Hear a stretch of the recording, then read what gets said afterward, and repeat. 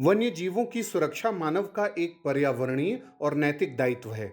जीव जंतुओं और वनस्पतियों से ही पृथ्वी की धारणीयता यानी सस्टेनेबिलिटी बनी हुई है और इसी बात को ध्यान में रखकर wild life trust of India, जो कि एक नेचर कंजर्वेशन ऑर्गेनाइजेशन है, 30 अगस्त यानी आज इंटरनेशनल व्हेल शार्क डे पर भारत के 3 राज्यों केरल, कर्नाटक और लक्षद्वीप में save the whale shark campaign launch कर रहा है। कर्नाटक के बंदरगाह, मत्स्यन और इनलैंड वाटर ट्रांसपोर्ट मंत्री एस अंगारा इस 1 वर्ष तक चलने वाले अभियान को आज बेंगलुरु में लॉन्च कर रहे हैं। Save the whale shark campaign को कर्नाटक, केरल और लक्षद्वीप के वन और मत्स्य विभागों के गठजोड़ के साथ लॉन्च किया जा रहा है।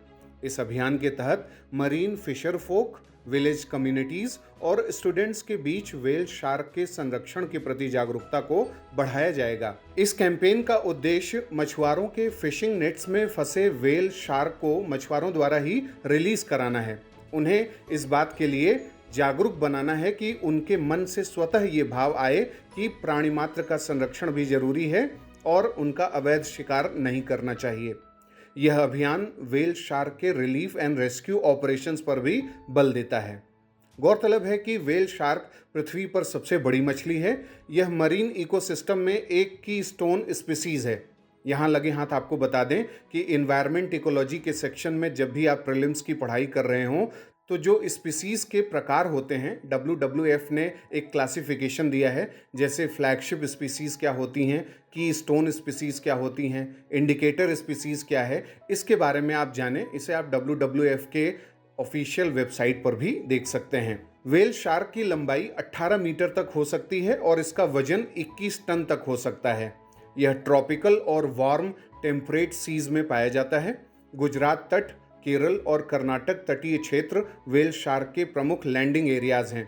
इसे माइग्रेटरी स्पीसीज के रूप में भी निरूपित किया गया है। और अगर IUCN की बात करें तो IUCN ने अपने रेड डेटा लिस्ट में इसे इंडेंजर्ड स्पीसीज के रूप में शामिल किया है। वहीं साइट्स नामक कन्वेंशन में इसे अपेंडिक्स 2 स्पीसीज के रूप में सूचीबद्ध किया गया है। वहीं भारतीय वन्यजीव संरक्षण अधिनियम यानी वाइल्ड लाइफ प्रोटेक्शन एक्ट 1972 की बात करें तो इसे शेड्यूल 1 स्पीसीज के रूप में सूचीबद्ध किया गया है, जिसका मतलब है कि इसका अवैध शिकार करने, मारने या इसकी तस्करी के लिए न्यूनतम 3 साल और अधिकतम 7 साल की सजा और 25,000 रुपये जुर्माने का दंड दिया जा सकता है। गौरतलब है कि कई राज्य व्हेल शार्क को बचाने के लिए अपने अपने तरीके से कैंपेन कर रहे हैं और एक ऐसा ही प्रोजेक्ट WTI ने यानी wild life trust of India ने गुजरात में भी शुरू किया था, जो पिछले 20 साल से अभी तक चल रहा है। इस प्रोजेक्ट के तहत 900 व्हेल शार्क्स को अरेबियन सी में छोड़ा गया है। मछुआरों ने व्हेल शार्क के संरक्षण में महत्वपूर्ण भूमिका निभाई है और इसके लिए wild life trust of India ने मछुआरों को इनकरेज भी किया है। अब बारी है आज के सवाल की।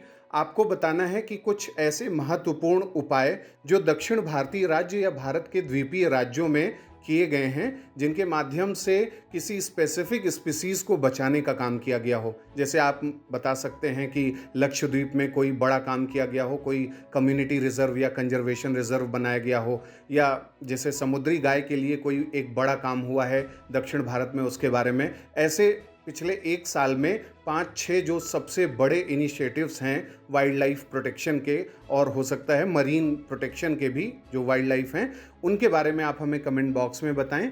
अगले कार्यक्रम के साथ जल्दी हाजिर होंगे। इजाज़त दीजिए। नमस्कार।